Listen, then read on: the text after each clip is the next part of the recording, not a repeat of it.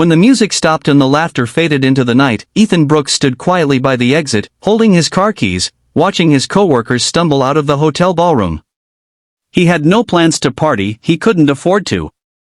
His babysitter was waiting at home with his 8-year-old daughter, Lily, and every minute after midnight meant another few dollars he didn't have. But just as he turned to leave, a shaky voice called his name. "Ethan, wait." It was Claire Reynolds, his boss. The woman everyone in the office both respected and feared. Perfect hair, perfect suits, perfect composure, except tonight, she was far from it. Her usually calm gray eyes were glazed, her voice slurred, and her heels wobbled dangerously on the pavement. "Claire, you okay?" Ethan asked, instantly concerned. She tried to wave him off. "I'm fine, just need a minute." But when she took a step, she nearly fell. Ethan caught her before she hit the ground. "I think you've had enough to drink," he said softly. Claire gave a weak laugh. "You think?" The valet had already left, and her car keys dangled from her hand. Ethan hesitated. She was his boss. Driving her home could be misinterpreted, but leaving her alone in that state wasn't something his conscience would allow. "Claire," he said carefully, "let me drive you home. I'll make sure you get there safely." She blinked at him for a moment, then nodded, whispering, "You're a good man, Ethan." He didn't know why, but those words hit him harder than expected. The drive was quiet except for the sound of rain starting to fall. Claire leaned her head against the window, mumbling about how everyone thought her life was so perfect. Ethan didn't reply.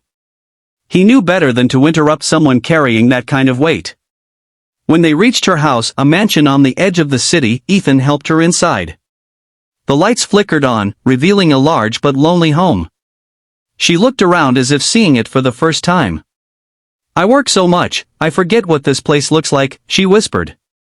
Then, before stumbling up the stairs, she turned back to him. "You're a good father, Ethan. Don't ever lose that." He froze. "How do you know that?" She smiled faintly. "Lily's drawing's on your desk. You always keep one there. I notice things, even when people think I don't."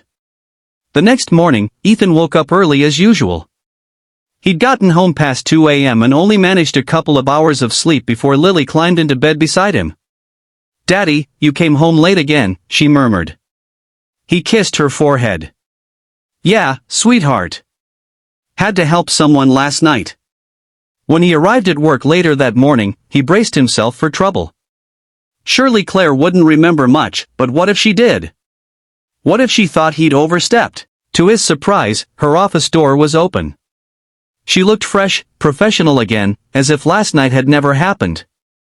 But when their eyes met, she gestured for him to come in. "Ethan," she said quietly, "thank you for last night.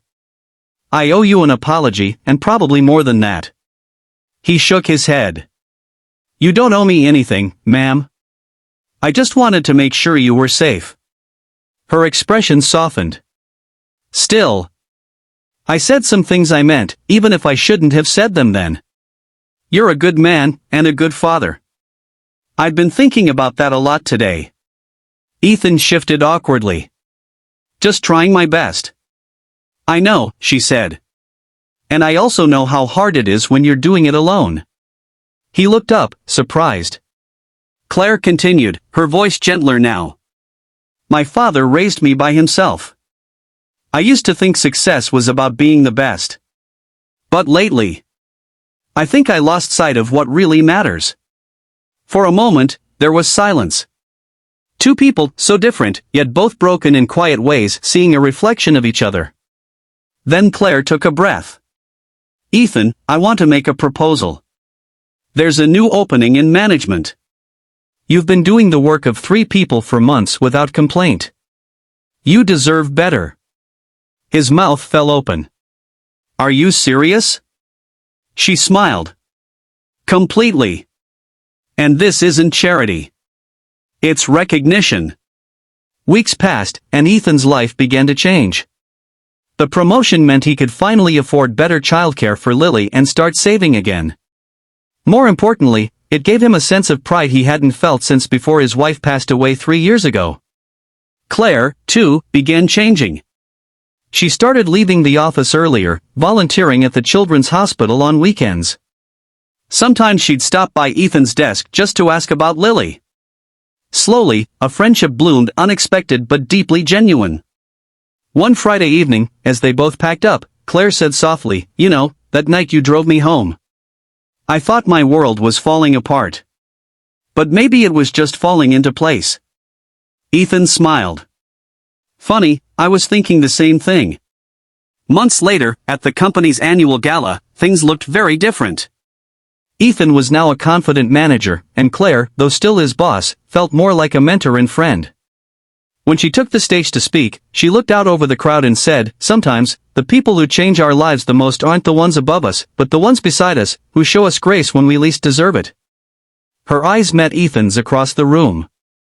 And in that moment, everyone clapped, unaware of the quiet story between them, the night a single dad drove his drunk boss home and reminded her, and maybe himself, what kindness truly means. Because sometimes, the smallest act of decency can